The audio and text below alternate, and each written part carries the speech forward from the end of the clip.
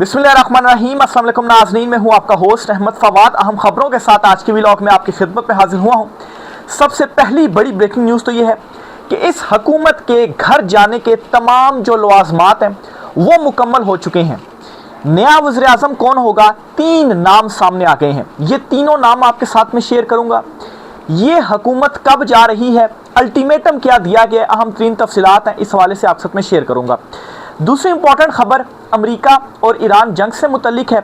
हालात खौफनाक हो चुके हैं और बात बहुत ज़्यादा आगे बढ़ चुकी है। अब अमेरिका ने ईरान के बाकायदा तौर पर तनसीबात पर हमले शुरू कर दिए हैं। उनके बिजली घर, उनके पुल, उनका इंफ्रास्ट्रक्चर या कम्युनिकेशन के जो मुख्तलिफ ज़राए होते हैं, इवन के हस्पताल तक पर जो अटैक्स हैं वो अमेरिका की जानिब से किए जा रहे हैं। अब ईरान ने भी इस पर ऐलान कर दिया है, एक बाबुल मंदब को बंद करने का, दूसरा मशरिक़े वुस्ता में जवाबी हमले करने का और उनका जो पानी है, उनके जो प्लांट्स हैं उन पर हमला करने का। कुछ आम तीन तफसीलात इस वाले से मैं आपसे शेयर करूंगा कि कैसे जो फरीक थे ना इस जंग में, जो सालिस थे ना इस जंग में, वो अब फरीक बनने जा रहे हैं। यानी कि पाकिस्तान और कतर जो पहले सालिस थे वो कैसे अब फरीक बनेंगे, इस पर भी इंपॉर्टेंट डिटेल्स आपके साथ शेयर करूंगा। आज़ाद कश्मीर का एहतजाज बदस्तूर जारी है। एहतजाज ख़त्म नहीं हो रहा, बल्कि एक अल्टीमेटम इस हुकूमत को दिया गया है। 22 तारीख तक अगर मामला तय हो जाते हैं, हुकूमत के एस्टेब्लिशमेंट के, तो ठीक है, नहीं तो 22 तारीख को लॉन्ग मार्च का आगाज़ किया जाएगा और आज़ाद कश्मीर के इंतखाबात अब दूर दूर तक इस एहतजाज के होते हुए एटलीस्ट मुझे तो नज़र नहीं आ रहे। कुछ आम तीन तफसीलात इस वाले से भी आपके साथ में शेयर करूंगा। चीन ने अमेरिका के खिलाफ 29 ममालिक को साथ मिलाकर एक नया इतिहाद बनाया है और ये इतिहाद अचानक बनाया गया और अमेरिका को इस पर काफ़ी तशवीश है और खटक रहा है ये इतिहाद। और कैसे अमेरिका ईरान जंग में ये इतिहाद ईरान के लिए अच्छा साबित होगा और अमेरिका को जो है वो इसी वजह से खौफ है, किस चीज़ का खौफ है, इस पर भी कुछ इंपॉर्टेंट डिटेल्स है, वो भी आपके साथ में शेयर करूंगा। सबसे पहले जी पहली बड़ी ब्रेकिंग न्यूज़ की जानिब बढ़ते हैं। खबर यह है कि बात बहुत आगे बढ़ चुकी है और सालिस अब फरीक बनने जा रहे हैं, यानी कि पाकिस्तान और कतर माफ़ कीजिएगा, ये कैसे फरीक बनेंगे, क्योंकि अमेरिका ने बाकायदा तौर पर अब हमले शुरू कर दिए हैं ईरान के इंफ्रास्ट्रक्चर पर। कुछ मीडिया रिपोर्ट्स सामने आ रही हैं, उन रिपोर्ट्स के मुताबिक पुलों को, बिजली घरों को, यहाँ तक के हस्पताल को भी जो निशाना है ना वो बनाया गया है। अब नाजरीन, ईरान ने ये ऐलान किया है और यमन से रब्ता कर लिया है कि अमेरिका, और ये रब्ता मतलब हमलों से पहले किया था ईरान ने, इंफ्रास्ट्रक्चर पर हमलों से पहले ईरान ने रब्ता किया था यमन से और उन तक ये मैसेज पहुंचा दिया था कि अगर अमेरिका हमारे इंफ्रास्ट्रक्चर पर हमला करता है तो आपने बाबुल मंदब जो है वो भी बंद कर देना है। अपना हरमुज़ बंद है, बाबुल मंदब भी आप बंद करेंगे और यूं गर्दन से जो है वो हम दबोचेंगे ट्रंप को। ये एक नया नुस्खा ईरान ने निकाला कि माशी तौर पर हम कैसे इनको दबाएं। नंबर 1 तो ये ईरान की जानिब से कर दिया गया है। दूसरे नंबर पर ईरान ने यह कहा है कि अगर इस तरह से किया गया, ये पहले के ऐलानात बता रहा हूँ, और फिर उसके बाद अमेरिका ने यह काम कर दिया है और अब फिर ईरान की बारी है जवाब देने की। जो खलीजी ममालिक हैं, मशरिक़े वुस्ता के ममालिक हैं, जहाँ जहाँ से ईरान पर अटैक्स हो रहे हैं, या वो ममालिक जिन्होंने अपनी बेसिस दी हुई हैं अटैक करने के लिए, ठीक है, तो उनमें जो खलीजी ममालिक है सबको मालूम है कि वहाँ पर जो पानी है वो तो रेगिस्तान है, पानी के तो प्लांट्स लगे हुए हैं, साफ़ पानी उन्हीं प्लांट्स के ज़रिए से जो है वो आता है या बाहर से ख़रीदा जाता है। अगर वो प्लांट्स को तबाह कर दिया जाता है ना तो 70-80% पानी से ये महरूम हो जाएंगे, तो फिर क्या करेंगे। तो ईरान ने ये ऐलान किया था कि फिर हम भी उनके इंफ्रास्ट्रक्चर्स पर, बिजली घरों पर, पानी प्लांट्स पर, दीगर चीज़ों के ऊपर हम भी जो हमले हैं ना वो करेंगे और उन्हें मुकम्मल तौर पर तबाह करेंगे। ऑलरेडी अमेरिका ने कुवैत और बहरीन वगैरह से जो अटैक्स किए थे उसके बदले में जो ईरान ने जवाब दिया, अमरीकी जो बेसिस हैं उनको बहुत जो नुकसान है ना वो पहुंचाया, क्योंकि जो हमले थे वो अब तक के सबसे ज़्यादा शदीद तरीन हमले थे। तो इसलिए मैं कह रहा हूँ जी कि बात अब बहुत आगे बढ़ गई है और पाकिस्तान की तरफ से ये पैगाम पहुंचा दिया गया है। बाखबर हल्के दावा करते हैं तेहरान को कि सऊदीया हमारी रेड लाइन है। अगर सऊदीया पर आपने इस तरह से हमले किए तो फिर उसके बाद ज़ाहिर सी बात है हमारा दिफाई मुआहदा है तो हमें मजबूरन फिर कूदना पड़ेगा। अब दिफाई मुआहदा है, पहले तो यही है ना कि ना कूदें ये वो, अब किस तरह से कूदता है ये एक अलग बात है, लेकिन ये पैगाम पहुंचा दिया गया है कि ये रेड लाइन है। तो पाकिस्तान और कतर जो सालिस थे, इसका मतलब ये है कि अगर सिलसिला ऐसे चलता रहा तो वो फ्रीक बन जाएंगे। इसके अलावा अब इस जंग के जो असरात हैं वो पाकिस्तान पर क्या हो रहे हैं। पाकिस्तान में ऑलरेडी जो कंपनीज़ हैं पेट्रोलियम मसनूआत की, उन्होंने हुकूमत को ये बता दिया कि 15 दिन का हमारे पास स्टॉक है। 15 दिन के बाद अगर हमें मज़ीद तेल की तरसील नहीं मिली तो तेल ख़त्म हो जाएगा हमारे पास। ये नंबर 1 ये। और अगर ऐसा होता है, और बल्कि एक और ख़बर भी दूँ आपको, आज रात तक पेट्रोल 10 और डीजल 40 रुपये फ़ी लीटर महंगा होने जा रहा है। ये एडवांस में आपको जो खबर है ना, मैं अपने व्लॉग के थ्रू दे रहा हूँ। आज रात को ये जो नोटिफिकेशन है ना हुकूमत की जानिब से आ जाएंगे। 10 रुपये पेट्रोल यानी कि 314 रुपये या तो 324 हो जाएगा, और डीजल 40 रुपये मज़ीद महंगा हो जाएगा। तो ये आपको बताता चलूँ। और अगर ये सिलसिला ऐसे चलता रहा तो ग़िज़ाई किल्लत भी ख़ित्ते के अंदर पैदा हो सकती है। ज़ाहिर सी बात है, तरसील नहीं होगी। अब देखें ना, शहरों में कहाँ से आती हैं सब्ज़ियाँ या दीगर चीज़ें। ट्रांसपोर्टेशन का सिस्टम है ना पूरा, ज़ाहिर सी बात है वो पेट्रोल डीजल नहीं होगा तो कैसे आएंगी। तो और ये इसी सूरत हाल को आप पूरे खित्ते पे भी लागू करें। बाबुल मंदब और अपना हरमूज 40% तक आपकी जो तरसील है वो रुक जाएगी। सिर्फ तेल तो नहीं आता ना, और भी बहुत सारा साजो सामान आता है, ये रुक जाएगा। तो अमेरिका को जो है वो ऐसे नाका डाल रहा है ईरान। तो इसलिए जी मैं कह रहा हूँ कि सिचुएशन तशवीशनाक हद तक खौफनाक हो चुकी है। दूसरी तरफ नाज़रीन, चीन ने एक इत्तेहाद बना लिया है अमेरिका के अगेंस्ट। और अमेरिका के अंदर की आपको सूरत हाल बताऊं तो जेडी वैंस का फड्डा खुलकर सामने आ गया है ट्रंप के साथ। क्योंकि जेडी वैंस और उसकी जो ग्रुप है, लॉबी है, इवन के अवाम है, वो ये चाहते हैं कि ये जंग ना हो। और जेडी वैंस चूँकि नेक्स्ट प्रेसिडेंट का भी खुद को कैंडिडेट समझता है, तो वो ये चाहता है कि उसकी पब्लिक के अंदर एक जो है वो वैल्यू बने कि यार ये तो जंग के अगेंस्ट है, इसको लाना चाहिए। ट्रंप ने जो सारे कारनामे हैं ना वो किए हैं। बहरहाल चीन ने एक इत्तेहाद बना लिया है 29 ममालिक को साथ मिलाकर अमेरिका के अगेंस्ट। ये जो इत्तेहाद है ना, ये बेसिकली AI से मुतल्लिक इत्तेहाद बनाया गया है। और एक प्लेटफॉर्म पर 29 ममालिक को इकट्ठा किया गया है कि ये 29 ममालिक मिलकर अब चीन के साथ AI, चूँकि आगे टेक्नोलॉजी और दौर सारा AI का ही है, अभी भी वही चल रहा है, तो इस पर मज़ीद हम काम करें। और अमेरिका जो कि सिर्फ AI के मामले पर उसके जो सॉफ्टवेयर चीज़ें हैं AI के, वो चीन से कदरे बेहतर हैं, तो इसमें भी अमेरिका को मात दी जाए। और ये इत्तेहाद खटक रहा है अमेरिका को। ज़ाहिर सी बात है, अमेरिका ईरान जंग में इस वक्त मसरूफ़ है, तो इसी वजह से अवाम भी उसके अगेंस्ट है कि आप क्या कर रहे हैं, आप क्यों पीछे हमें धकेल रहे हैं। तो चीन जो है एक तरफ ईरान के साथ तो खड़ा हुआ है, लेकिन दूसरी तरफ अपना वो ये काम भी डाल रहा है ख़ुद को मज़ीद मजबूत करने के लिए। मजबूत करेगा तभी वो सुपर पावर बनेगा, और अमेरिका इन जंगों में फंसेगा और शिकस्त होगी, और उसका सुपर पावर का जो स्टेटस है उससे छिन जाएगा, और वो ये छीनेगा चीन।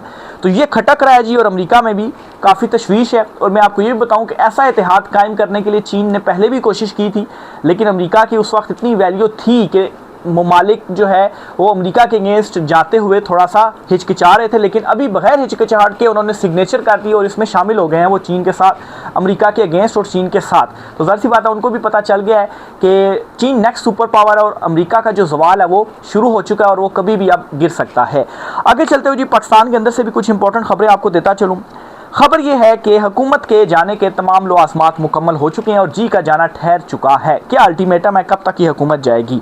पहले तो आपको बताऊं कि वज़ीर-ए-आज़म के लिए 3 नाम इस वक्त लिए जा रहे हैं। ज़ाहिर सी बात है, जब डीले शीले होती हैं, चीज़ें होती हैं, नाम तब्दील भी होते हैं, ऊपर नीचे भी होती हैं, बहुत सारे मामला भी होते हैं, लेकिन उससे पहले बहुत सारे नाम भी गर्दिश करते हैं। तो 3 नाम गर्दिश कर रहे हैं। कौन से 3 नाम है? पहला नाम शाहिद खाकान अब्बासी। शाहिद खाकान अब्बासी इस वक्त नून लीग का हिस्सा नहीं है, माफ़ कीजिएगा, वो इस वक्त अपोजिशन में बैठे हुए हैं, और पहले भी वज़ीर-ए-आज़म वो रह चुके हैं, इस्टेब्लिशमेंट से भी ज़रा बनती है। दूसरे नंबर पर अनवारुल हक काकड़। अच्छा, शायद हकान अब्बासी और अनवारुल हक काकड़ में ये फ़र्क होगा ना कि हकान अब्बासी जो है उनके ऊपर फ़िलहाल ये लेबल नहीं बना कि ये तो पक्के ही इस्टेब्लिशमेंट के ही हैं, मतलब एक होता है ना मुक़्तदरा के ही हैं, कि जिस तरह से अनवारुल हक काकड़ जो है उनके ऊपर एक है टैग, बस वो यूँ समझिए कि ब्यूरोक्रेट टेक्नोक्रेट वो आगे से वही होगा। लेकिन शायद हकान अब्बासी के ऊपर इस तरह से नहीं है, लेकिन अगर ये आते हैं तो इनके ऊपर भी लग जाएगा। और तीसरा नाम तो मोहसिन नकवी है। ये 3 नाम इस वक्त लिए जा रहे हैं। एक और नाम भी गुफ्तगू में आ रहा है, और वो है जी स्पीकर कौमी असम्बली अयाज सादिक का, कि वो भी शायद दिल में कोई ख्वाहिश लिए बैठे हैं कि उनका भी नाम आ जाए। अच्छा, ये वैसे माजरा क्या है कि नून लीग के अंदर से कैसे कोई नाम आ सकता है? अच्छा, इसमें भी आपको बताता चलूँ ना कि इस वक्त नून लीग के अंदर जो बगावत हो चुकी हुई है, नून लीग में बगावत हो चुकी है, तो जिन लोगों ने बगावत की है ना, वो कहते हैं कि अवाम में हम जा नहीं सकते, तो दूसरा रास्ता क्या है? दूसरा रास्ता ये ना फार्म 47 वाला, तो वो फिर जो ताकत का मरकज़ है, तो फिर फार्म 47 तो उन्होंने जारी करने, तो हमें क्या ज़रूरत है नवाज शरीफ, मरीम नवाज, शहबाज शरीफ के पीछे लगने की, इसको क़यादत तस्लीम करने की।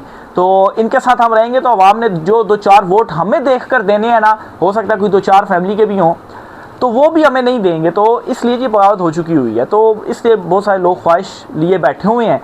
मलिक अहमद ख़ान वाला मामला जो मरीम नवाज़ के साथ था, वो आपके सामने था, कैसे मरीम नवाज़ की जो अकड़ है ना वो फिर टूटी और उन्हें फिर मुलाकातें, एक हफ्ते में 2 मुलाकातें की और मामला सेटल करना पड़ा। तो इसके अलावा जो लवाजमात की मैं बात कर रहा हूँ, नंबर 1 तो ये कि सियासी इस्तेकामा आप नहीं ला पाए। आप पहले बड़ी भड़कें मारी जी कि इमरान खान जेल में होगा, ये होगा, हम ये कर देंगे, हम वो कर देंगे। ज़ाहिर सी बात है मुक़्तदरा के जहन में ये है कि यार इन्होंने तो मरवाई दी है। दूसरे नंबर पर ये माशी स्टेबिलिटी मुकम्मल तौर पर नाकामी बल्कि तबाही की तरफ गए। तीसरा ये जी कि अमन व अमान की जो सूरत हाल है वो आपके सामने, आज़ाद कश्मीर का एहतजाज, उसको भी मैं आगे चल कर डिटेल्स आपसे शेयर करता हूँ। बलूचिस्तान में जो सूरत हाल है, फिर इसके अलावा गिलगित बल्तिस्तान के आप इलेक्शन हार गए हैं, KPK में जो सूरत हाल है, इवन के पंजाब में जो सूरत हाल है, लोग नफ़रत है लोगों के दिलों में आपके लिए। तो लवाजमात पूरे हो चुके हैं। जाएगी ये कब? आप यूँ समझे कि ये काम अचानक होगा। अचानक ऐसे कि आप कहेंगे कि यार अभी तो हम देख रहे थे कि ये बड़े सारे चेहरे थे, ये वज़ीर थे, ये थे, ये तो अगले ही लम्हे ये चले गए हैं। तो इतना अचानक जो काम है ना वो होगा। लवाजमात पूरे होने का मतलब ये है कि फिर उसके बाद अचानक से जो कुल्हाड़ी है ना वो फिर जाती है। ऊपर से UN ने भी एक रिपोर्ट जारी कर दी है और आलमी ताकतों की जानिब से ये रिपोर्ट सामने आना इस रजीम के लिए भी अच्छा नहीं है, क्योंकि इतना अरसे से इक़्तिदार में हैं, बहुत सारी रिपोर्टें सामने भी नहीं आई। तो ये रिपोर्ट अचानक से आ जाना, इसका मतलब है कि आलमी हिमायत भी अब जो है उसमें भी जो मसाइल हैं वो पैदा हो चुके हैं। UN ने रिपोर्ट जारी की है और ये 2023 से 2025 तक की रिपोर्ट, और ये पहला बड़ा झटका इस रजीम को। और इस रिपोर्ट को मुकम्मल सामने रखने की बजाय मैं आपको इसका खुलासा 1 लाइनर बता दूँ ना। इस रिपोर्ट में ये कहा गया है कि जो GSP स्टेटस बरकरार रखने के लिए जो शराइत है ना वो आपकी मुकम्मल नहीं है। साफ साफ इस रिपोर्ट का मतलब ये है, यानी कि बुनियादी इंसानी हकूक़ से रिलेटेड जो सिचुएशन है, आज़ादी इज़हार राय से रिलेटेड जो सिचुएशन है, इसके अलावा ये जो दहशतगर्दी की जो सूरत हाल है, तो इन तमाम मुहाज़ों के ऊपर आप फेल हो गए हैं। तो उसका 1 लाइनर मैंने आपके सामने रखा है, बजाय इसके कि पूरी मैं रिपोर्ट आपके सामने रखता। लेकिन इस चार शीट लगा दी गई है इस रजीम के ऊपर। आखिर में आपको आज़ाद कश्मीर की जो सूरत हाल है इस पर भी कुछ इंपॉर्टेंट डिटेल्स बताता हूँ। उससे पहले मैं आपको हफीज़ुल्लाह न्याज़ी साहब, उनकी एक स्टेटमेंट है वो शेयर करता हूँ जी। हफीज़ुल्लाह न्याज़ी साहब कहते हैं कि अभी मैं किसी अहम बंदे के पास बैठा था तो उन्होंने कहा कि बड़ी पक्की खबर है कि हुकूमत जा रही है, हुकूमत जा रही है। यानी कि इन्होंने भी कहा था कि जी का जाना ठहर गया है। इसके अलावा सुहेल वड़ाइच भी कब से ये कह रहे, वो तो डटे हुए 3-4 मरतबा कह चुके हैं जी कि मैं तो डटा हुआ हूँ, जी का जाना ठहर गया है। फिर इसके अलावा जी एक कुछ रिपोर्ट्स भी सामने आ रही हैं, बल्कि यूरोपीय यूनियन की रिपोर्ट के मजीद भी मैं आपके साथ शेयर करता हूँ। पाकिस्तान के शोबों में बेहतरी के बजाय सूरत-ए-हाल ख़राब, मुस्बत तब्दीलियाँ इंतहाई महदूद, इंसानी हकूक़, इज़हार राय और कानून की हुक्मरानी पर तशवीश, GSP स्टेटस, GSP प्लस जो स्टेटस है, जिम्मेदारियों पर अमल दरामद में मसाइल का सामना, ये उनकी सारी जो रिपोर्ट है जी वो दी गई है। तो ये जी यहाँ तक की मामलात है। आज़ाद कश्मीर के हवाले से आपको बताता चलूँ जी, एहतजाज बदस्तूर जारी है। आज़ाद कश्मीर का जो एहतजाज है वो बदस्तूर जारी है।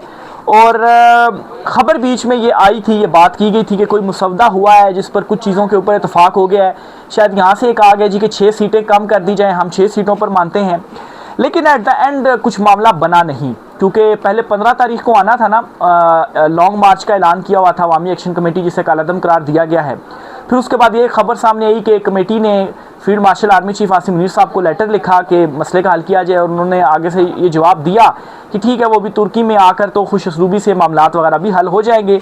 बहरहाल इस पर फिर जो लॉन्ग मार्च था, उस लॉन्ग मार्च को ज़रा मुलतवी कर दिया गया कि चले हम अभी लॉन्ग मार्च नहीं करते हैं। लेकिन अभी खबर ये आज 17 तारीख है, तो 21 तारीख तक का अल्टीमेटम दिया गया है कि मुतालबात माने जाएँ। अगर आप मुतालबात नहीं मानते तो फिर उसके बाद 22 जुलाई को हम लॉन्ग मार्च लेकर आ रहे हैं मुजफ्फराबाद। और आप मेरे ख्याल से कोई तकरीबन 1.5 महीना हो गया है, आज़ाद कश्मीर के जो लोग हैं ना वो बैठे हुए हैं एहतजाज के लिए। एवं के बहुत सारे जो हैं लोग जो हैं वो फोत भी हुए हैं, इसमें ये खबरें भी सामने आई हैं। बहरहाल कश्मीर के जो लोग हैं वो बैठे हैं और अपने मुतालबात के ऊपर वो डटे हुए हैं। अलीमा खान साहबा ने भी कल एग्जांपल दी है कि देखें ना, कश्मीर के लोग भी बैठे हुए हैं ना, तो आप भी निकले इस तरह से बैठे, फिर देखते हैं हम कैसे इमरान खान रिहा जो है वो नहीं होते। तो बहरहाल एक तो उन्होंने वो बैठे हुए हैं एहतजाज के लिए, दूसरा अगर 22 तारीख को उनका लॉन्ग मार्च शुरू होता है तो इसका मतलब ये है, मैं ये देख रहा हूँ कि 27 जुलाई को आज़ाद कश्मीर के इंतखाबात दूर दूर तक मुझे नज़र नहीं आ रहे, जब तक ये मसला हल नहीं होता। क्यों? क्योंकि अगर वो 12 सीटों के ऊपर हैं जी, 12 सीटें कम होंगी तभी होगा। अगर 12 सीटें कम नहीं होती तो इंतखाबात में हिस्सा किसने लेना है? पीटीआई ऑलरेडी बाइकआउट कर गई है, नून लीग पीपल्स पार्टी की तो हालत ही नहीं है, लोग जूते मार रहे हैं, हल्कों में आने नहीं दे रहे हैं उनको। बिलावल जरदारी करके आए ना कैंपेन, ज़रा पीपल्स पार्टी वाले जो कुछ सच बोलते हैं उनसे जो है वो ऑफ द रिकॉर्ड पूछ लें। अवाम निकलेगी नहीं वोट देने के लिए। हर पोलिंग स्टेशन पर जब बाइकआउट होगा तो फिर कहाँ से इलेक्शन? फिर तो फॉर्म 47 भी अगर आप जारी करेंगे ना तो उसको भी कोई नहीं मानेगा। और फॉर्म 47 जारी करके हुकूमत भी बना लेना तो किस कहाँ लोग जो है वो हुकूमत मानेंगे? उनको बाइकआउट किया और कैसे जो फॉर्म 47, असल सवाल तो ये है कि इस लॉन्ग मार्च के होते हुए फॉर्म 47 कैसे जो है वो होगा। तो इसलिए जी जो 12 नशिस्तों वाला मुतालबा है ना, क्योंकि यहाँ से जो ताकतवर हल्के हैं वो तो ये कहते हैं 12 नशिस्तों के ऊपर कोई कंप्रोमाइज़ नहीं होगा, वो भी खड़े हो गए हैं कि भाई 12 सीटें तो कम करनी पड़ेंगी। अब ज़ाहिर सी बात है किसी एक को तो पीछे होना पड़ेगा। और अब कश्मीरी अवाम ने ये बता दिया है जी कि हम 1.5 महीने से एहतजाज करें तो हम तो पीछे नहीं होने वाले। अच्छा, इसके साथ ही एक और ख़बर भी आपको देता चलूँ मौलाना फजल रहमान के हवाले से। ये एक तजिया सा है, मोहम्मद असलम अवान साहब ने ये लिखा है अपने ट्विटर अकाउंट पर। ये लिखते हैं कि मौलाना फजल रहमान और इस्टेब्लिशमेंट के दरमियान जारी कशीदगी बदतरीज शिद्दत इख्तियार करती जा रही है। रियासती इदारों की जानिब से मुख्तलिफ सियासी जमातों की क़यादत और GB असम्बली से मौलाना फजल रहमान के हालिया बयान की मजम्मत कराई गई, जिसके रद्द-ए-अमल में JUI फे ने इस्टेब्लिशमेंट के खिलाफ बड़े पैमाने पर सोशल मीडिया मुहिम चलाने के अलावा GHQ के सामने धरने की धमकी भी दे दी है। सियासी हालात के तेवर बता रहे हैं कि इस वक्त मुल्क के बेशतर सियासी और मजहबी जमातें और सिविल सोसाइटी JUI फे और इस्टेब्लिशमेंट के दरमियान जारी इस महाज आराई पर गहरी नज़र रखे हुए हैं। अगर मौलाना फजल रहमान आइंदा 10 से 15 रोज़ तक इसी साबित कदमी के साथ इस्टेब्लिशमेंट मुखालिफ मौक़िफ़ बरकरार रखते हैं तो इम्कान है कि मुस्लिम लीग नून, पीपल्स पार्टी, तहरीक-ए-इंसाफ, तहरीक-ए-लब्बैक और दीगर नाराज़ या मुतासरा सियासी हल्के भी बदतरीज इनकी मुज़ामती तहरीक का हिस्सा बन जाएँ। बज़ाहिर मुल्क की सियासी क़ुव्वतें ताकत के मरकज़ के साथ एक फ़ैसला कुन सियासी मार्के की जानिब बढ़ती दिखाई दे रही हैं। तो ये जी आज कुछ आम तफसीलात थी। मज़ीद सवाल जो भी चीज़ें होती हैं आपसे शेयर करते रहेंगे। आज के व्लॉग से इतना ही। राय का इज़हार कीजिएगा। इजाज़त दीजिए। अल्लाह हाफ़िज़।